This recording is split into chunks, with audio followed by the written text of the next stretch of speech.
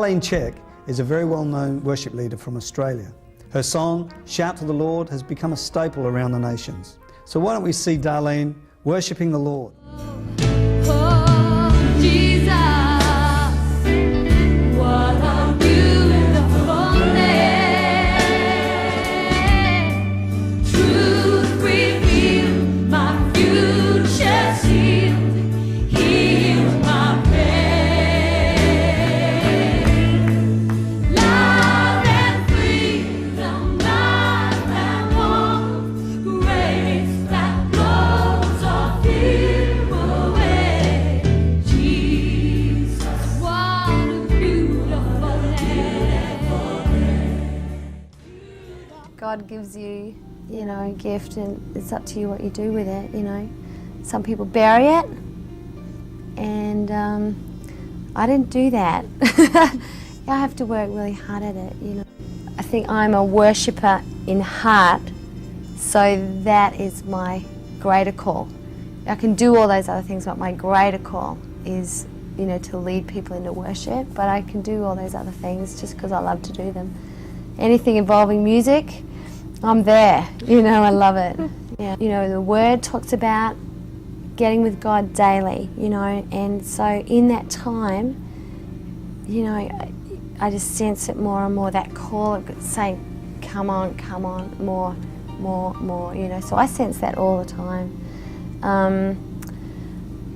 I guess a couple of years ago when, occasionally, probably more often than occasionally, you have to weigh up the cost, because there is a cost, and even with leadership, and I'm a pastor at our church, so it's like if you want to take on the next level, there is a cost, and every time you do that, you get an understanding of the call, and getting drawn sort of to the next level. So there's a lot of times in your life like that. I've had a lot of times like that, where I've had to make a decision.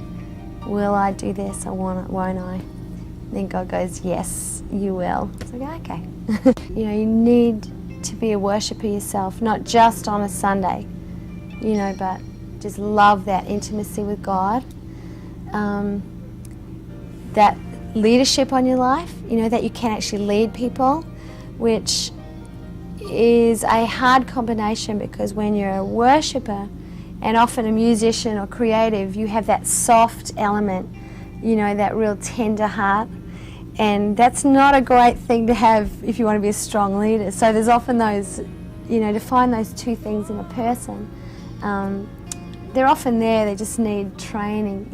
My pastor, I've spent a lot of time with him, and he's invested time into me on my leadership so I can be stronger and, lead with confidence.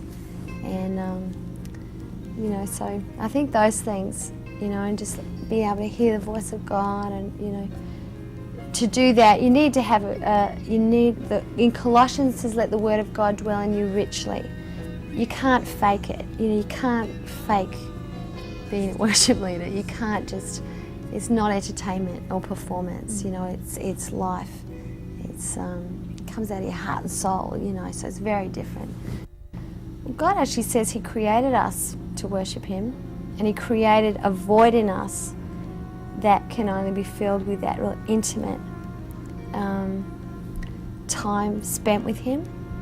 So there's the number one answer. We were made for it. We were made for communion with God. So that's number one. And I think any time where there is a melody attached to something, it's very easy for people to hang on to in your heart. It's very easy to skim over words. But when you attach it to a melody, it lives in you, and I think it's been fantastic for people to grab the Word of God in this way, and just let it fill their head, fill their heart, it just sort of lives longer. It's beautiful. I think we've got to be really careful that, because worship is marketable, God will take His hand off once you turn it into just a product or something to do with dollars. Like I'm not on the Darlene trail, at all.